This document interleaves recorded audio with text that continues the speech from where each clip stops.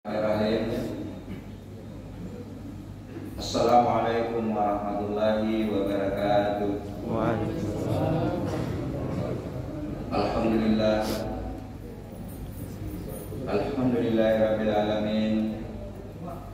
Alladzi ja'ala asy-syamsa wal qamara husbana. Asyhadu an la ilaha illallah wahdahu la syarika lahu wa asyhadu anna sayyidana Muhammadan abduhu wa rasuluhu la nabiyya wa la rasula ba'dahu.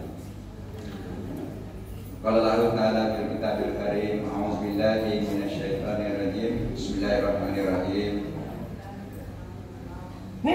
Ya ayyuhalladzina amanu taqullaha haqqa tuqatih wa la tamutunna illa wa antum muslimun.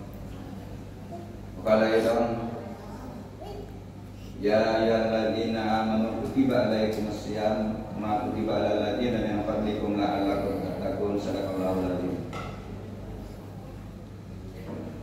Hadirin sidang jamaah subuh Masjid Al-Mukhlisin yang insya Allah dimuliakan Allah Subhanahu wa Ta'ala.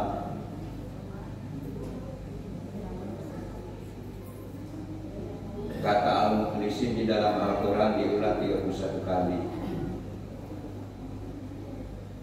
Salah satu maknanya orang-orang yang terpilih karena ikhlas melaksanakan ibadah. Mudah-mudahan semua kita ini jemaah Al-Mukhlisin termasuk hamba-hamba Allah yang terpilih.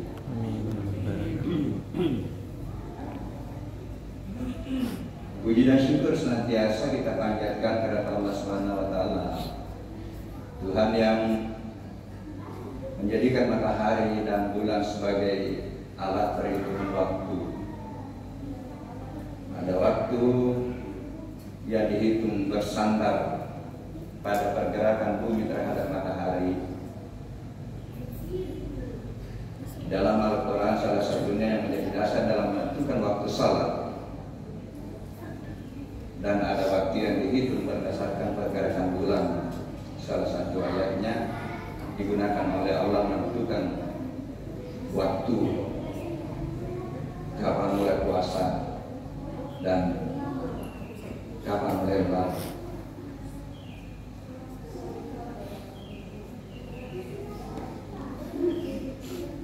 Alhamdulillah, pada subuh hari ini ada yang subuh pertama Ramadan, ada juga yang subuh kedua. Itu adalah pilihan yang diberikan oleh Allah untuk menentukan pilihan.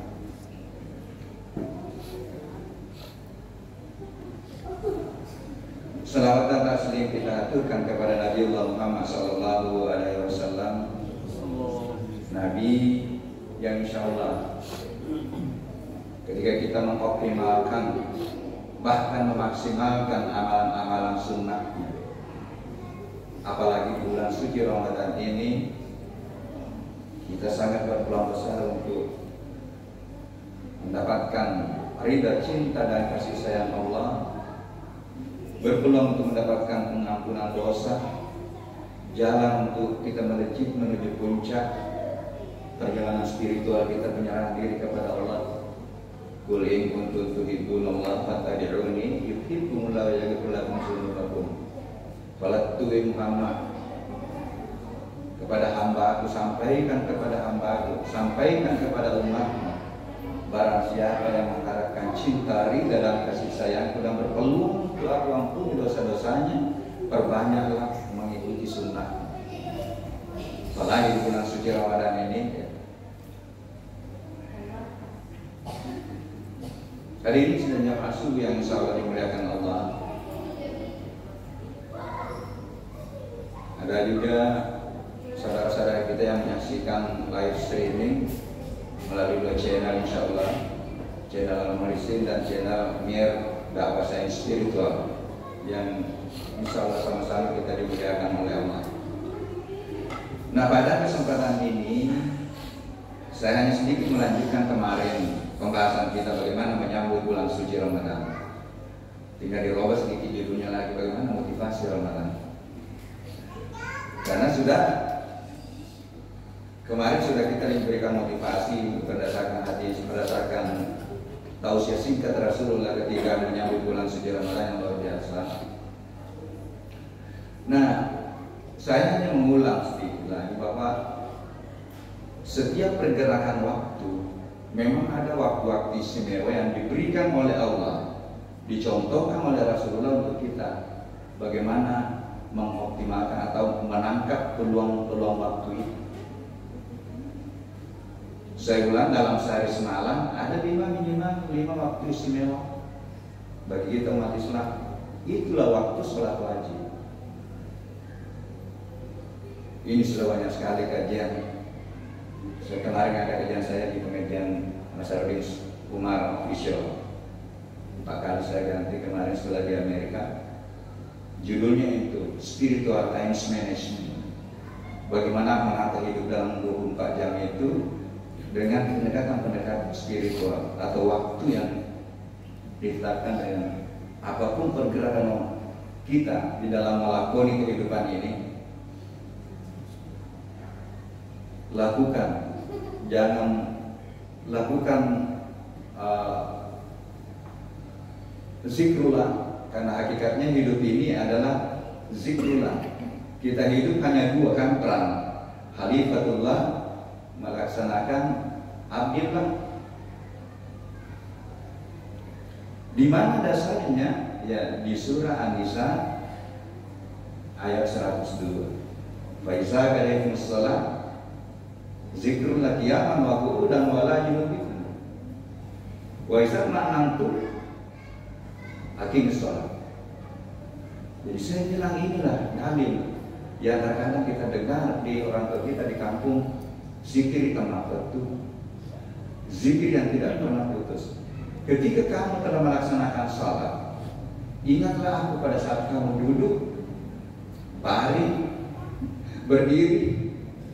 Setelah itu salat lagi.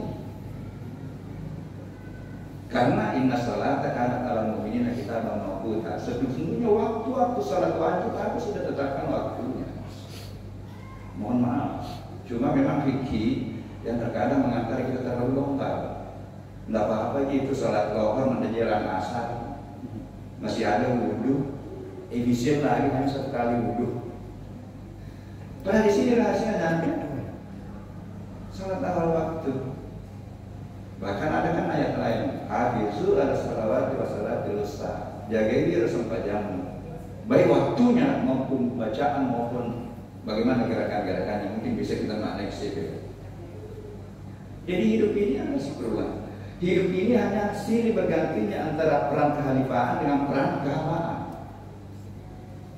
Saya mohon maaf sekali lagi. Terkadang kita sudah lulus di peran kehambaan, rajin salat salih jamaah, mungkin sudah lengkap salat sunnah kita, tapi belum tentu kita lolos ketika kita diberikan amanah. Makanya Allah memang mewanti-wanti kita di surah Al-An'am 165. Aku sengaja berikan kamu profesi yang berbeda-beda, pekerjaan berbeda-beda. Liyabluwakum fima atakum, untuk menguji kamu siapa yang amanah dalam pekerjaan. Dalam 1 pekan ada Senin, ada Kamis, ada Jumat. Jumat penghulunya hari. Semua di situ ada amanah-amanah yang dianjurkan. Senin Kamis dianjurkan berpuasa. Jumat berbanyak zikir, berbanyak salawat. Kalau tiba waktu asar, kalau Jumat pergi mati dulu salat. Karena itu sudah perintah Tuhan itu. Makanya saya katakan begini, hakul yakin kita dengan Al-Quran sangat menentukan bagaimana keyakinan kita dengan rukun-rukun iman yang lain, dan menentukan bagaimana kita menyikapi hidup dan kehidupan baik beragama maupun bermasyarakat. Kalau kita yakin dengan ya ayyuhalladzina amanu idza nudiya lis-shalati min yaumil jumu'ati fas'au ila dzikrillah wa dzarul bai'. Ketika sudah dikumandangkan azan pada hari Jumat, tinggalkan semua aktivitasmu. Posisikan Allah bahwa lebih penting daripada yang lain. Kenapa? Khairul lakum in kuntum ta'lamun. Karena itu lebih baik bagimu seandainya mau mempelajari rahasia di balik salat awal waktu. Sudah banyak sekali. Ya kemarin itu yang saya sampaikan tadi, saya sudah punya 4 referensi untuk menjelaskan ya Allah betapa waktu sholat. Referensinya dari Imam Al-Ghazali, referensi dari Hiroshi Masinya, referensi dari Dr. Nila Mansur. Saya temukan referensi baru kemarin dari seorang ahli astrofisika, ya, mungkin dekat-dekat dengan Prof. Samsir. Bagaimana warna alam ini menyatu, sambungan-sambungan warna di dalam alam mikrokosmos, sehingga ada waktu-waktu tertentu. Rupanya kalau kebiasaan menunda nanti waktu lohor, ujungnya ke prostat. Yang sangat menarik subuh itu. Kenapa dilarang tidur setelah sholat subuh? Frekuensi untuk nyambung dengan alam semesta ini, mendapatkan informasi, baik informasi rezeki, itu tertutup ketika kita tidur. Tertutup ya, frekuensi tidak nyambung di frekuensi gelombang warnanya. Seorang profesor astrofisika yang menemukan, jadi sudah 4 referensi untuk menjelaskan. Itulah tadi khairul lakum in kuntum ta'lamun. Itu lebih baik bagi misalnya mau mempelajari, mau membaca. Setiap bulan Kamariah kan ada yang mungkin 13, 14, 15 pokok, ya. Setiap tahun ada bulan Hurum, ada 4, ya. Zulqa'dah, Zulhijjah, Al-Muharram, kemudian Rajab, tambah Ramadan ini yang paling mulia, Masya Allah. Jadi kita sebenarnya sekali lagi bahwa hidup ini adalah pilihan. Nah, ini sudah jamaah yang insya Allah dimuliakan Allah, ya. Nah, motivasinya juga bulan suci Ramadan, ya. Kita yakin bahwa ada satu malam nanti yang kalau dikonversi ke tahun itu sama dengan 83 tahun, lebih mulia daripada 1000 bulan. Di sini saya ulang lagi bahwa di sinilah teman-teman, mohon maaf, jangan hanya dipicu di 10 malam terakhir. Memang di situ kita menunggu karena berdasarkan riwayat, disitulah 10 malam terakhir turun. Tetapi turunnya itu sudah malaikat itu sudah menentukan pilihan. Malaikat yang sudah membawa nur cahaya Al-Quran, hikmah Al-Quran, itu sudah akan mencari yang terpilih. Siapa itu yang terpilih yang berhasil mensucikan dirinya? Bukan hanya di bulan 10 Ramadan itu, bahkan mensucikan dirinya mulai Rajab. Karena 2 bulan sebelum Ramadan itu proses pensucian diri. Rajab melalui memperbanyak mi'raj, as-salat mi'rajul mu'minin. Kemudian Sya'ban kemarin memperbanyak puasa, mempersiapkan diri, mensucikan jiwa untuk menyambut bulan suci Ramadan. Jadi mulai malam ini, mulai perbanyak baca Quran, perbanyak salawat, ya. Ya yang belum lengkap salat-salat rawatibnya, latih di sini, ya. Yang minimal 12 itu rawatib. Kemudian yang belum tahajud, latih ini. Kan dilipat gandakan. Kalau kita mau menghitung-hitung kan, dilipat gandakan ini, ya. Perbanyak mengkaji Al-Quran, ya sudah lancar membaca, ya, taraburi. Yang masih terbata-bata, latih diri kita. Tapi rupanya katanya terbata-bata itu lebih banyak lagi pahalanya. Ya.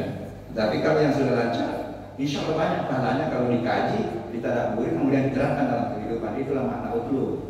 Utlu ma uhiya ilaika minal kitab wa aqim sholata inna sholata tanha 'anil fahsya'i wal munkar. Surah 29 ayat 5. Ya sekali lagi, jangan-jangan orang salah juga korupsi, orang salah juga merusak lingkungan, orang salah juga yang merusak sembarangan, karena belum dipadukan antara perintah salat dengan perintah untuk bagaimana mengkaji Al-Quran dan menerapkan dalam kehidupan. Karena utlu dengan ikra, kalau kita baca terjemahan bahasa Indonesia ini sama-sama aja membaca. Tapi rupanya makna utlu itu adalah baca, pahami, terapkan dalam kehidupan. Itulah utlu. Hadirin sudah jamaah subuh yang insya Allah dimuliakan Allah, ya. Kita berdoa, salat, terpilih oleh malaikat nanti yang mendapat nur cahaya, mendapat hikmah. Hikmah bulan suci Ramadan, hikmah atau nur Al-Quran, karena ayatnya Al-Quran sudah tetap dan tertulis, tetapi hikmahnya tidak dalam turun. Tanazzalul malaikatu waruh fiha bismi rabbihim.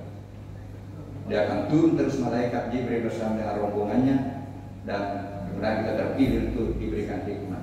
Kita berdoa semua. Hikmah itulah salah satu bisa kita maknai. Itulah Lailatul Qadar. Boleh jadi nanti setelah Ramadan kita punya pemikiran cerdas. Begitu ada masalah seketika, ada solusi yang muncul dalam pikiran kita. Meskipun banyak riwayat, ya silakan riwayat itu ada tiba-tiba air menjadi es, itu riwayat-riwayat itu. Tapi sebenarnya kita harapkan bagaimana betul terjadi suatu perubahan, dan itulah salah satu juga makna rahmat dalam rahmat ini. Ya.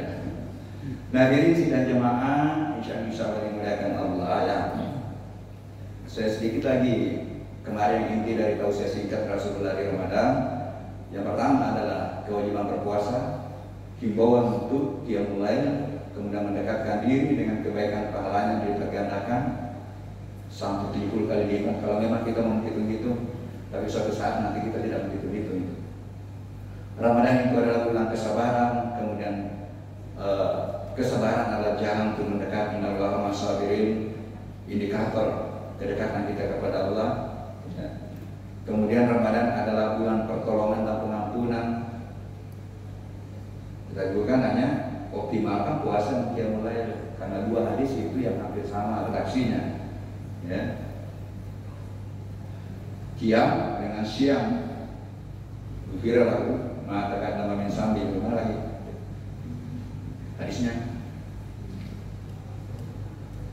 Man shoma Ramadan imanan wa ihtisaban ghufira lahu ma taqaddama min zambi. Ada sampai man qama Ramadan. Jadi paket itu qama dengan selama ya, insyaallah kita akan mendapatkan pengampunan ya. Nah, kemudian di situ di tausiah singkatnya juga Rasulullah menyampaikan bahwa Ramadan bulan yang permulaannya dipenuhi dengan rahmat. Ini Pak Rahmat. Nah, itulah yang lagi populer 10 hari pertama atau malam pertama masuk rahmat. Periode pertengahan ampunan maghfirah. Pada periode terakhir merupakan itqum minan nar, pembebasan api neraka. Ya, 10 malam terakhir. Kalau dari sisi kesehatan itu penjelasannya Dr. Agus Mustafa, ya 10 malam pertengahan itu sudah terjadi penggelontoran sel racun-racun tubuh. Malam terakhir memang itu terjadi perubahan yang luar biasa, kembali ke posisi normal, bagaimana tekanan darah, bagaimana lemak, bagaimana itu kembali normal. Yang itu dia terus teliti itu. Jadi kalau dia kaitan dengan kesehatan, tetapi jangan beribadah niatnya untuk sehat, tetap niatnya untuk Allah. Efek dari ibadah itu berdampak pada fisik, berdampak pada mental, dan berdampak pada spiritual. Itulah berdampak pada pahala akhirat dan berdampak pada pahala dunia. Mohon maaf, pahala bisa nyata di dunia. Apa nyatanya? Perubahan perilaku. Semua ibadah-ibadah itu ujungnya ke perubahan perilaku. Jadi jangan selalu menghayati, memberikan pencerahan kepada umat. Kalau ini lakukan surga, ini lakukan surga. Surga terbagi dua, bisa berarti rasa di dunia, surga berarti tempat. Pahala bisa nyata, nyatanya perubahan perilaku. Ya, hadirin sidang jemaah pengajian yang selalu dimuliakan Allah. Nah, oleh karena itu di bulan ini saya ulang lagi perbanyak memperbaharui syahadat yang selalu dibaca, ketik materai saya. Asyhadu an la ilaha illallah, astagfirullah, nas'aluka ridhaka wal jannah wa a'udzu bika min sakhatika. Perbanyak itu, perbanyak baca itu, bukan hanya digunakan untuk kasih berdiri orang tarawih, tetapi perbanyak ini wirid ini. Jadi kan wirid kalau perlu. Nah, kemudian sedikit yang 10 hari pertama itu apa itu rahmat, kelebihan yang diberikan langsung oleh Allah. Jadi bisa berarti juga ya, ke dalam setiap hati dan sikap hidup yang memancarkan, terpancar pada perilaku, terpancar pada amal perbuatan, dan telah akan menutup hidup dengan husnul khatimah. Itulah rahmat yang dimiliki Pak Rahmat. Nah ini nanti kita kaji ya, kita kaji itu 300.009 kali dikurang kata rahmat ya, atau kata yang berakar kata dengan rahmin itu 339 kali. Satu akar kata rahmat dengan rahim, ya, rahmat dengan Rahimah yang berarti kasihanilah. 12 kali di bulan yang bermakna arham, rahim. Kemudian 4 kali Maha Penyayang, itu pasti melekat pada Allah. Yang di ayatnya, kalau terjemahannya Maha Penyayang, pasti dia melekat pada Allah, kan hanya Allah yang Maha Penyayang. Kemudian 57 kali Rahman yang Maha Pemurah. 114 kali Rahmat yang berarti belas kasih. Ya. Kemudian 116 kali Rahim yang Maha Penyayang. Ini semua juga terikat, melekat pada Allah, karena hanya Allah yang bisa Maha Rahim. Kemudian Marhamat untuk belas kasihan, Rahimin yang penyayang. Masya Allah, kalau ini saja dikaji itu 309 ayat kali diulang. Sehingga lewat mimbar ini saya sampaikan lagi, lebih banyak informasi tentang suatu fakta peristiwa tentang informasi di Al-Quran dibanding dengan buku-buku lain, buku-buku pengetahuan yang kita baca. Tentang Allah 2699 kali, tentang Roh 1981 kali, tentang Ilah 147 kali. Sambung ini kalau mau kenal Tuhan, perkenalan namanya, perkenalan perbuatannya, diciptaannya, perkenalan dirinya di dalam kitab suci yang tertulis, memperkenalkan dirinya di dalam diri kita. Wabil ardi ayatul lil muqinin wa fi anfusikum afala tubsirun. Bertegawaran ayat-ayatku di luar kamu untuk mengenal aku, begitu pula dalam diri. Apakah sering merenungkannya itu? Saya kira itu mungkin mudah-mudahan mencerahkan sebagai motivasi Ramadan ini ya. Mari kita manfaatkan. Baru malam hari kedua, ada juga yang baru hari pertama. Mulai sekarang persiapkan diri dan berdoa untuk mendapatkan yu'til hikmah man yasha wa man yu'tal hikmah faqad utiya khairan katsiran di 10 malam terakhir nanti. Dan kita keluar nanti dalam kondisi kita atau kembali ke potensi kefitraan kita, karena kita semua memang hadir dan memiliki potensi kefitraan yang sama. Saya kira itu mengenai manfaatnya. Allahumma biqullah bibarik. Assalamualaikum warahmatullahi wabarakatuh.